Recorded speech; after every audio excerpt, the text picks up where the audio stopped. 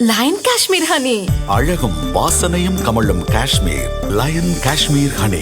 அசல் தேன் அசந்தேன். தீபாவளினா பளிச்சுன்னு ஞாபகத்துக்கு வர்றது பட்டு, பட்டாசு, பலகாரம். பலகாரம்னா ஞாபகத்துக்கு வர்றது மந்த்ரா கடலை எண்ணெய். அபார ருசி, ஆரோக்கியமான உடல் நலம். தீபாவளி அன்னைக்கு மட்டும் இல்ல, என்னைக்குமே கிச்சன்ல இருக்க வேண்டியது மந்த்ரா கடலை எண்ணெய் தான். விழுப்புரம் மாவட்டத்தைச் சேர்ந்த ஒரு இளம்பெண்ணை வானூர் ஒன்றிய திமுக செயலாளர் பாஸ்கரன் 6 மாதமாக மிரட்டி தொடர் பாலியல் வன்கொடுமைக்கு ஆளாக்கியதாக புகார் எழுந்துள்ளது. அந்த பெண் அளித்த புகாரின் அடிப்படையில் போலீசார் பாஸ்கரன் மீது வழக்கு பதிவு செய்துள்ளனர். எனக்கு கல்யாணம் ஆகி 15 வருஷம் ஆகுது. எனக்கு ஒரு ஆண் குழந்தை இருக்குது. நான் ஒரு சின்னதாக மதுரை பக்கத்தில் ஒரு வீடு கட்டிட்டு இருக்கேன். அந்த வீட்டுக்கு நான் ஹெல்ப் பண்ண கேட்க போகிறப்ப முன்னாள் ஊராட்சி தலைவர்கிட்ட நான் ஹெல்ப் பண்ண கேட்க போகிறேன். அவர் பாஸ்கரன் தலைவர்கிட்ட நான் ஹெல்ப் பண்ண கேட்டேன். அவர் என்கிட்ட தவறாக நடந்துக்கிட்டு என்னை பலாத்காரம் பண்ணி என் வாழ்க்கையை வச்சுட்டு மிரட்டுறதுனால என்னால் எதுவுமே பண்ண முடியல. நான் சூசைட் பண்ணுறது நடந்துட்டு வந்துட்டேன். நான் பையனை நினச்சி பார்த்து தான் இப்போ நின்றுட்டு. இந்த சம்பவத்துக்கு அதிமுக பொதுச் செயலாளர் எடப்பாடி பழனிசாமி கடும் கண்டனம் தெரிவித்துள்ளார். போலீசால் என்னை ஒன்றும் செய்ய முடியாது, நான் முக்கிய புள்ளி என கூறி தனது திமுக பதவியை வைத்துக் கொண்டு இந்த கொடுஞ்செயலில் ஈடுபட்டதாக செய்திகள் தெரிவிக்கின்றன. திமுக ஆட்சியில் திமுகவினரிடமிருந்தே பெண்களை காக்க வேண்டிய அவல நிலைக்கு முதல்வர் ஸ்டாலின் என்ன பதில் வைத்திருக்கிறார்? தன் கட்சி காமுகர்களை ஒடுக்க முடியாத முதல்வர் ஸ்டாலின் நம் தமிழகத்தை எப்படி பாதுகாக்கப் போகிறார்? உடனடியாக திமுக ஒன்றிய செயலாளர் மீது கடுமையான சட்ட நடவடிக்கை எடுக்க வேண்டும் என எடப்பாடி பழனிசாமி வலியுறுத்தியிருந்தார். எடப்பாடி பழனிசாமியை தொடர்ந்து இந்த பிரச்சினை தொடர்பாக அதிமுக எம்பி சி.வி. சண்முகம் பரபரப்பு பேட்டியளித்தார்.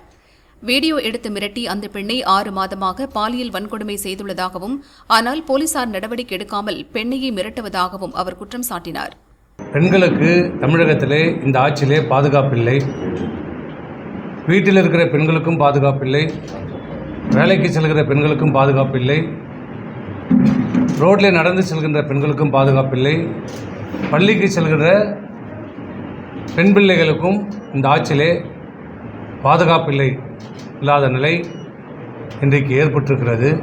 தமிழகத்தினுடைய முதலமைச்சர் திரு மு.க. ஸ்டாலின் அவர்கள் கும்பகர்ண தூக்கத்திலே இருந்து கொண்டிருக்கிறார், கனவுலகத்திலே இருந்து கொண்டிருக்கிறார். நடைபெறுகிற குற்ற செயல்களை சுட்டிக்காட்டினால் திசை திருப்ப பார்க்கிறார். வேண்டுமென்றே எதிர்க்கட்சிகள் குற்றம் சாட்டுகிறார்கள், பொய்யான குற்றச்சாட்டுகளை சொல்கிறார்கள் என்று மடைமாற்ற பார்க்கிறார். ஆனால் தினந்தோறும் பத்திரிகைகளிலும் ஊடகங்களிலும் இந்த செய்திகளை நாம் பார்த்து கொண்டே இருக்கிறோம்.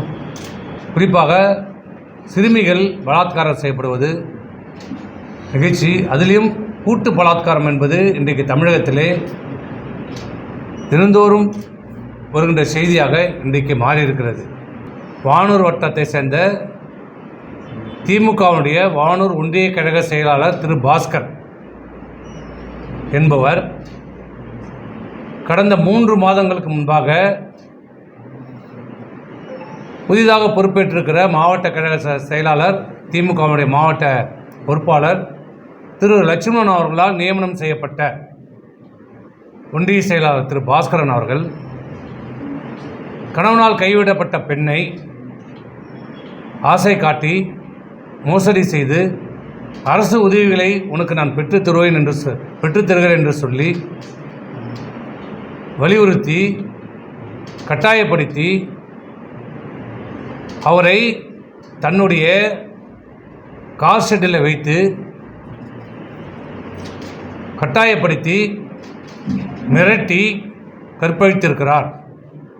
கற்பழித்தது மட்டுமல்ல, அதை முழுமையாக வீடியோ எடுத்திருக்கிறார். அதை காட்டி என்னை எதுவும் செய்ய முடியாது, நான் மாவட்டத்திலே பலம் வாய்ந்த அரசியல்வாதி, எனக்கு பின்னாடி மாவட்ட செயலாளர்கள், அமைச்சர்கள் எல்லாம் எனக்கு பலமாக இருக்கிறார்கள், என்னை ஒன்றும் செய்ய முடியாது, இதை வெளியே சொன்னாலும் உன்னால் எதுவும் என்னை செய்ய முடியாது, ஆள் பலம், அதிகார பலம் எல்லாம் எனக்கு இருக்கிறது, அது மட்டுமல்ல உன்னை கற்பழித்ததை நான் வீடியோ எடுத்து வைத்திருக்கிறேன்,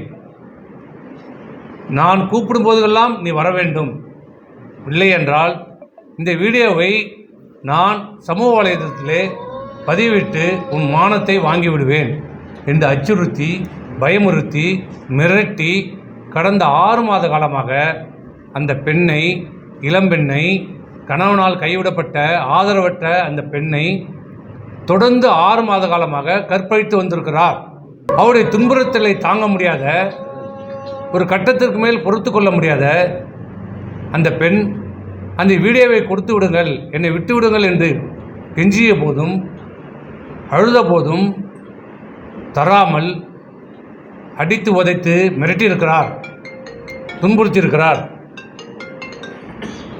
இதை தாங்க முடியாத அந்த பெண் ஒரு கட்டத்திற்கு மேலே கடந்த 19ஆம் தேதி கோட்டக்குப்பத்தில் இருக்கிற அனைத்து மகளிர் காவல் நிலையத்திலே புகார் கொடுத்திருக்கிறார்.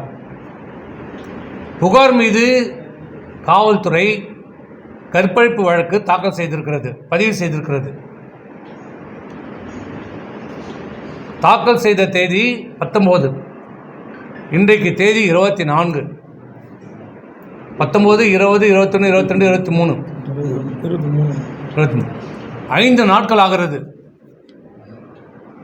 இன்றைக்கு 6வது நாள். இன்று வரை வழக்கு கற்பழிப்பு புகார் பதிவு செய்யப்பட்டு பழைய சட்டம் 376, இப்போது இருக்கிற பிஎன்எஸ் சட்டத்தின்படி 66 வழக்கு பதிவு செய்யப்பட்டிருக்கிறது. அந்த வழக்கு பதிவு செய்யப்பட்டதிலே தவறு செய்திருக்கிறது காவல்துறை, அலட்சியம் காட்டியிருக்கிறது, மெத்தனமாக இருந்திருக்கிறது.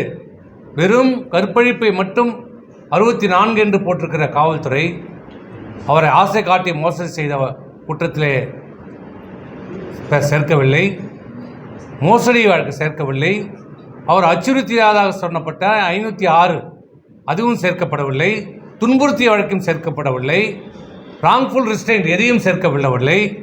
எதையும் சேர்க்காமல் வெறும் 66 என்று சொல்லி வழக்கு தாக்கல் செய்து இந்த 5 நாட்களாக புகார் கொடுத்தும் இன்று வரை எந்த நடவடிக்கையும் எடுக்கப்படவில்லை.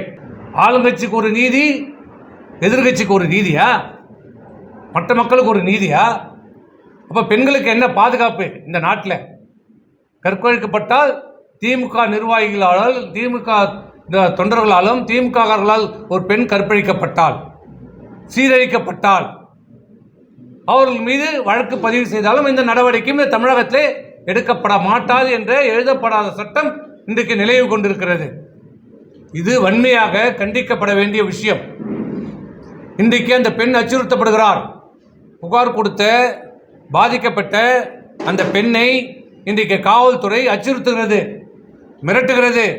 அதிலும் குறிப்பாக நான் கேள்விப்பட்டது, எந்த அளவுக்கு தெரியாது, கேள்விப்பட்டது புகார் பதிவு செய்தவுடனே திமுகவுடைய மாவட்ட செயலாளர் திரு லட்சுமணன் நேரடியாக கோட்டக்குப்பம் மகளிர் காவல் நிலையத்திற்கே சென்று இந்த வழக்கை முடித்து விடுங்கள் என்று அழுத்தம் கொடுத்ததாக சொல்லப்படுகிறது. இன்னமும் அந்த கற்பழிப்பு செய்த குற்றவாளி சுதந்திரமாக திரிந்து கொண்டிருக்கிறார், இன்னமும் ஊரில் இருக்கிறார். ஊரில் உட்கார்ந்து கொண்டு ஏற்கனவே அவர் செய்து கொண்டிருந்த அவர் எப்பேற்பட்ட ஆள்? கட்ட பஞ்சாயத்து, அரசு நிலங்களை அபகரிப்பது, பஞ்சம நிலங்களை அபகரிப்பது, அவர் மீது பல்வேறு குற்ற வழக்குகள் இருக்கிறது. ஆள் கடத்தல் கிளினூர் ஸ்டேஷன்லையும் மயிலன் ஸ்டேஷன்லையும் ஆள் கடத்தல் வழக்கு இருக்கிறது. பஞ்சம நிலங்களை பட்டா போட்டதாக சொல்லி அவர் மீது வழக்கு இருக்கிறது. பல்வேறு தனியார் நபருக்கு சொந்த நிலங்களை மிரட்டுவது, எழுதி வாங்குவது, அந்த பகுதியில் இருக்கிற குவாரிகளை மிரட்டுவது, பணம் பறிப்பது, இப்படிப்பட்ட குற்ற செயலில் தொடர் குற்ற செயலில் ஈடுபடுகிற மிகப்பெரிய ஒரு குற்றவாளி. நான் அமைச்சராகின்ற போது அந்த பகுதியிலே கல்குவாரிகளை செய்வதற்கு மகளிர் குழுவில் என்னிடம் உரிமை கேட்டார்கள். அப்போது மாவட்ட ஆட்சியாளர் மூலம் ஒரு மகளிர் குழுவுக்கு அந்த உரிமையை கொடுத்தேன். அந்த உரிமைக்கு அந்த மகளிர் குழுவில் இருந்த ஒரு பெண்ணிடம் இப்படி தகாத முறையில் நடந்து கொண்டபோதுதான் நடு ரோட்டில் வைத்தே அவரை செருப்பால் அடித்திருக்கிறார்கள். இந்த பிரகாஷ், இந்த பாஸ்கரனை முதலமைச்சருக்கு உளவுத்துறை இல்லையா? அவருக்கு தெரியாதா? சொல்லியிருக்க மாட்டாரா? இந்த மாவட்ட செயலாளர் சொல்லவில்லையா? இங்க இருக்கிற இந்த விழுப்புரம் மாவட்டத்துக்கு பொறுப்பு அமைச்சராக இருக்கிற MRK பன்னீர்செல்வம் சொல்லவில்லையா? இன்று வரை காவல்துறையும் நடவடிக்கை எடுக்கவில்லை. திமுக அவர் மீது நடவடிக்கை எடுக்க வேண்டியதற்கு பதிலாக இன்றைக்கு அவரை காப்பாற்றிக் கொண்டிருக்கிறது. ஒரு பெண்ணை கற்பழித்த ஒரு திமுகவுடைய நிர்வாகியை இந்த திமுக தலைமை காப்பாற்றிக் கொண்டிருக்கிறது. அப்ப இந்த பெண்களுக்கு என்ன பாதுகாப்பு?